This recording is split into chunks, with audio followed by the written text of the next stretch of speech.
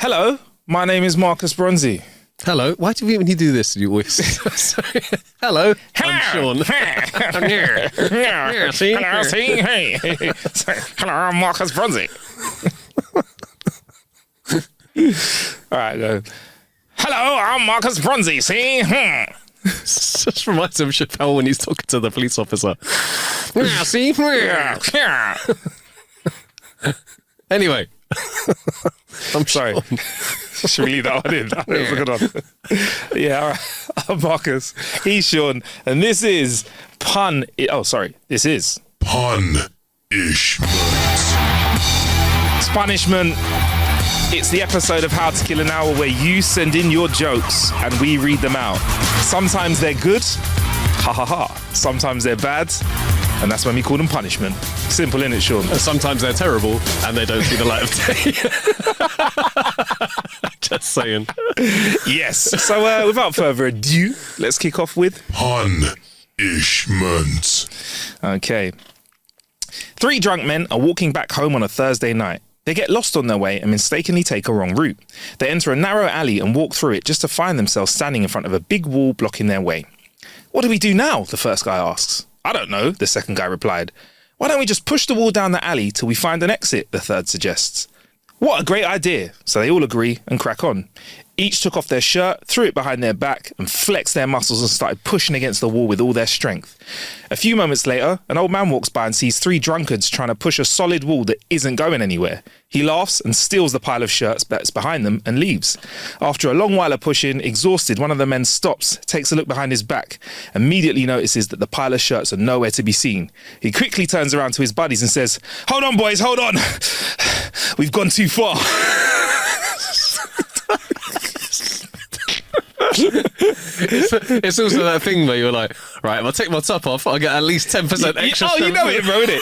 It's that, and also, you know, like when you put a pencil behind your ear, you become 10 times better a builder or a DIY putter-togetherer. You get me? That's a good point. You know, at the moment that pen goes behind your ear, you feel like you've qualified yourself up to like professional DIY. Do you know what? It's so true. A lovely woman approached a pawnbroker at a local mall. She said to him in almost perfect English, "Please, I am looking for one nightstand." Liking her accent, the man closed his shop and they both went to a bar for a couple of drinks, a show, then a nice restaurant. Afterwards, they headed back to his place for a romantic interlude. As the sun began to rise the next morning, he smiled sweetly at her sleepy face and said, "So how was that?" "Was wonderful," she replied. "But I still have no place to put bedside lamp."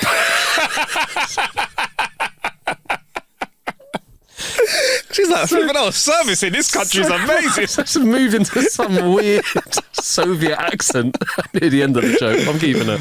One sheet. Wonderful lamp. Wonderful lamp. This one's from Cycle Penguin. Top name. Fantastic. You know, names like that, though, sometimes I've got to look at them and be like, are you trying to get me? Is this a Dan Gleebles? Are you trying to get me? I've been done by that. On national radio, I got done by it. I'll be like, Dan, hope you guys are hanging out. Dan Gleebles is hanging out. That's what I got done with. That's a great Dan one. Gleebles hanging out with his pals. Got done. That's a gem. I'm sorry. Do you know what? That would be a good quiz team. Innit? Dan Gleebles. Yeah. Hanging out with Dan Gleebles. Hanging out with Dan Gleebles. Silly Scott's wife went into labour in the middle of the night and the doctor was called out to assist in the delivery. To keep the nervous father-to-be busy, the doctor handed him a lantern and said, "Here, you hold this high so I can see what I'm doing." Soon a wee baby was brought into the world. "Whoa there, Scotty," said the doctor. "Don't be in a rush to put down the lantern. I think there's another wee one to come." Sure enough, within minutes he had delivered a bonny lass. No, don't be in a great hurry to be putting down that lantern, lad. It seems there's another one," cried the doctor. Scott scratched his head in bewilderment and asked the doctor, "Do you think the light's attracting them?"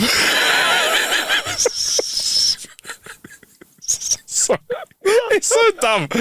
And I know I should have done it in a Scottish accent, but I didn't want to disrespect. Sorry. Is his name Scott or is he a Scott? Him being Scotty and the we and I. The we and I. The we and I. We and I. This is also from... Wait, hold on. Is it cycle penguin? Oh, I don't know. Or city penguin? I don't know. I don't. Is it city or cycle? Let us know. Cycle city, city cycle penguin. Or maybe there's a double. It's city cycle penguin.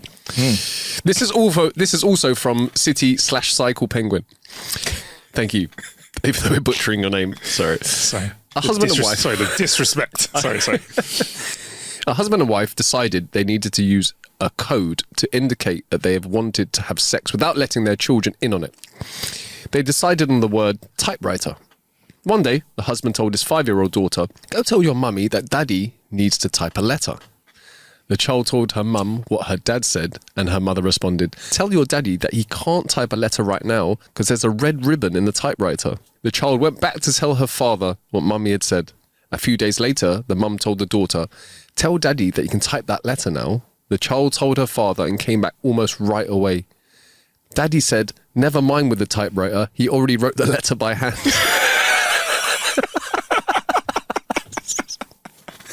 I love a euphemism. There we Love go. it. Poor kid's going to be traumatized when one day they're going to be like having a drink with their friends and just go, "Oh my God, we never had a typewriter at home." This is from Jirogo Felix. I hope I'm saying your name correctly, Jirogo. Or Jirogo Felix. Greetings. I think it's Jirogo. Greetings all the way from Africa. A little country called Uganda is where I'm from. Not Wakanda. Uganda actually exists. So anyone, I've got a wild one for you. Bruv.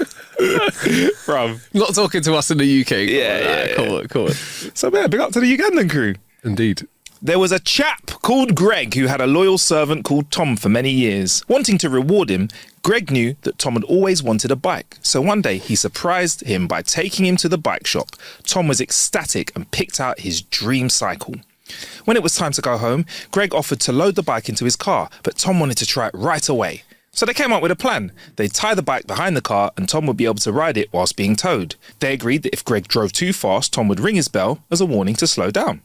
Off they went, with Tom ringing the bell occasionally and Greg easing off the accelerator since he loved to speed a little bit, especially in his BMW. Soon, a Mercedes sped past them. Fueled by ego, Greg decided to race. Over the hills, around bends, through valleys, the BMW and Mercedes duked it out in a wild chase. Suddenly, they passed a traffic cop holding a speed gun. The cop, utterly gobsmacked, called his captain. "Captain, you won't believe this. A Benz tore past at 195 kilometres an hour." "Right." "Then a BMW blasted by at 201 kilometres an hour." "Sounds like just another busy day on the roads. Book 'em and give 'em tickets." No, you're not listening to me. Right behind the BMW, there was some muppet on a bloody bicycle ringing his bell trying to get the two cars to move aside. It's very silly, but I don't know. I liked it. It's a nice one. It's also, it could be very, very true because a guy will be like, "Nah, it's fine, man. I'm just driving at 20. Yeah. And then the ego gets involved. They're like, yeah. Oh man. Suddenly forget about your pal. Yeah. Tom. Your pal Tom. Oh, I'm glad you've got this one, Sean, because of this the first two words of it. I think you told these jokes the best. God. A stoner finds a dirty old lantern and gives it a rub when suddenly a genie appears out of the lantern. The stoner is surprised when the genie thanks him for releasing him and says, "I can grant you 3 wishes. What's your first wish?" The stoner says, "I wish me and you could smoke a nice fat joint." And like magic, a beautiful joint appears and they both smoke it. After they finish, the genie asks, "Okay, what about wish number 2? To which the stoner says, "How about we smoke another joint?" And like before, another doobie magically appears and they both enjoy it. The genie then asks, "Well, what do you want for your third and final wish?" And the stoner says, "Let's have another joint together," which they do, and they enjoy smoking in the sun. At the end of the last joint, the genie disappears back into the lantern, leaving the stoner alone. 5 minutes later, the genie reappears out of the lantern and says to the stoner, "I can grant you 3 more wishes. What is your first wish?" Wait a minute. Would it be 3 more wishes, or would it be "I can grant you 3 wishes"? Because he would have forgotten. Is that the whole? I don't know. It's either. I don't know. Is it? Yeah, maybe. Maybe try it like that then. That line. And I'll laugh as well. We did it last one. 5 minutes later, the genie reappears out of the lantern. Or should I say that he rubs it again after 5 minutes? I don't know. All right. That's I don't know. 5 minutes later, he rubs the. 5 minutes later, He rubs the lantern again, and the genie reappears and says to the sonar, I can grant you 3 wishes. What is your first wish? I love the fact of a stone genie just being like, man, I'm stoned to the bone. I can't. It's probably a couple more wishes. All right, cool. A few more. Why do scuba divers fall backwards out of their boats? Why? Because if they fell forwards, they'd still be in the boat.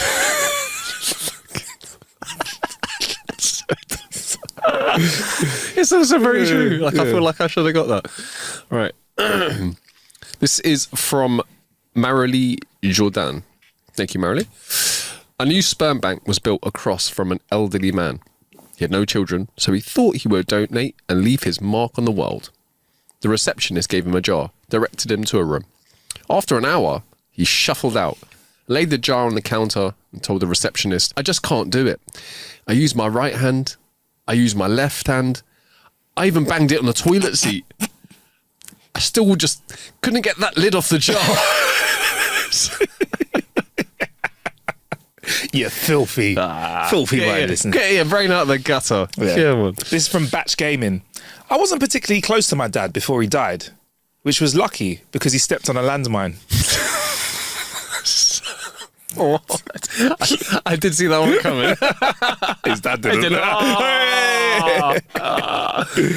Oh dear, oh dear. My wife gave me a hand job the other day using Vaseline. I came 3 times trying to wash that shit off.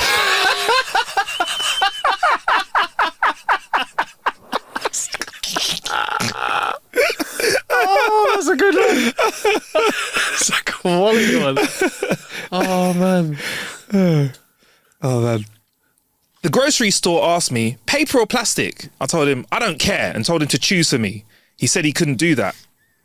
Baggers can't be choosers. Oh, God. Oh, I don't know what's worse, the joke or the fact that I kind of like it. That's the worst thing, isn't it? You're like, oh. I recently joined a nudist colony. The first few days were the hardest.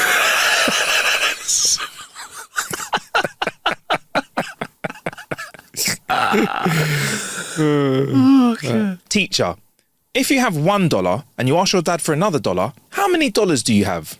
Little Johnny, $1. Teacher, I'm sorry, Johnny. It seems you don't know your maths. Little Johnny, I'm sorry, miss. It seems you don't know my dad.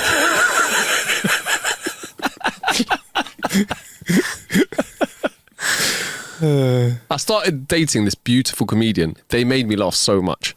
Even when I went down on them, they tasted funny. Oh, my Lord.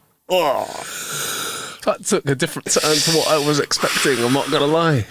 Yeah, man, it was a spicy of sorts. It was spicy. Well, there you go, guys. That was another episode of Punishment.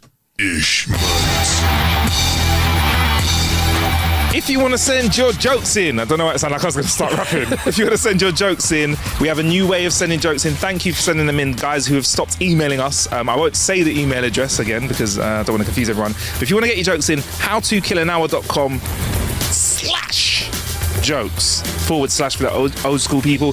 That's howtokillanhour.com/jokes. You can send your jokes in, and also we'll help you keep abreast of everything How to Kill an Hour we're doing moving forward. Also, thanks for following us on the socials at How to Kill an Hour if you're not doing that already, and we'll be in your ears next time. All right, Peace. I'm never gonna get sick of this song. I know you're not. Like, you had to just tell me that. Punishment.